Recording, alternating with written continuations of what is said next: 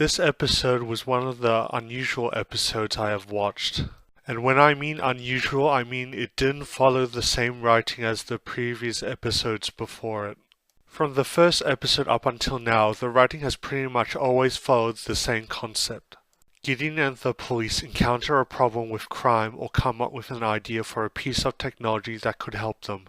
It doesn't work at first, and with Teresa's feedback, Gideon and the police come up with an idea to improve the technology and they end up solving the problem. In this episode, I found none of that.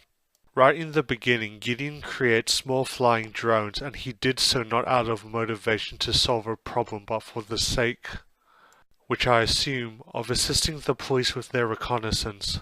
This entire episode was pretty much character development for Gideon. We get to see what type of relationship he has with his father, as well as learn a bit of what life was like when he was younger. One thing I liked about the writing for this episode was that we see a side of Gideon we don't usually see, him being pissed. Usually Gideon hides behind his wisecracks and smart-ass comments, but in this episode we see that even he is capable of being frustrated. I didn't mind the whole character development for Gideon in this episode, but what I really didn't like, which is unfortunate because I like this show, was the writing for Roderick and Tasha in this episode. With the whole incident of the teenager stealing multiple cars, you'd think that it would be a very serious matter. But unfortunately, the person who wrote the story for this episode tried to create some sympathy for the young criminal by having him have a mental illness that prevented him from realizing what he was doing was wrong. The writer would have probably been able to achieve sympathy for the teenager, but made the mistake of establishing in the beginning that what the teenager was doing was ruining lives. This can be seen with the woman standing outside the teenager's house complaining that her car was stolen and that she was going to lose her job if she couldn't get to work. Another thing I didn't like was how the police were portrayed in this episode.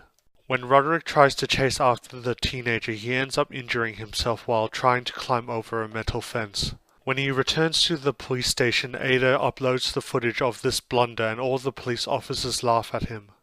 What makes it even worse is when Tasha reminds Roderick about one of their fellow cops' blunder in the past and compares it to Roderick's current blunder. Roderick says that it is different from his own, yet still laughs at the memory, making him appear hypocritical. I thought this portrayed the police really poorly and damaged their integrity. The one last thing I didn't like in this episode was the teenager himself. I do have sympathy for those who suffer from mental illness, but the way they wrote this character into this episode didn't make me sympathize with him at all. As a matter of fact, I was irritated by him and thought that he should have been properly punished. Yes, I know he has a mental illness and it is not his fault, but in my opinion there was no reason for me to care about this teenager. I can't believe I'm going to say this, but I really did not enjoy this episode. The only thing I liked in this episode was the character development between Gideon and his father.